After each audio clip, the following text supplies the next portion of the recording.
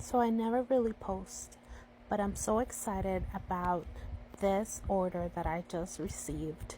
It's an order of intention wax melts, and this is the second time I placed an order. The first time we had an issue with USPS damaging the box, and I never received it. So when I told the seller, which I really want to know your name, about it, she was super nice about the whole process.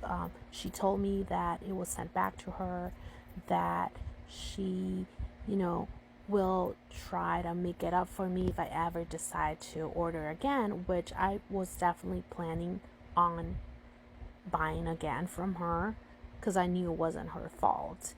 And I finally did it because I was waiting for a colder season to do it. And yay, fall is here.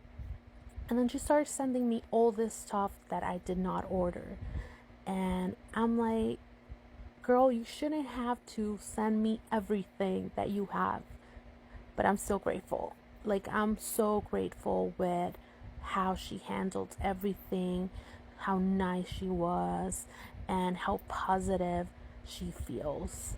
And I'm so happy to receive my package, and I can't wait to order again. Yay!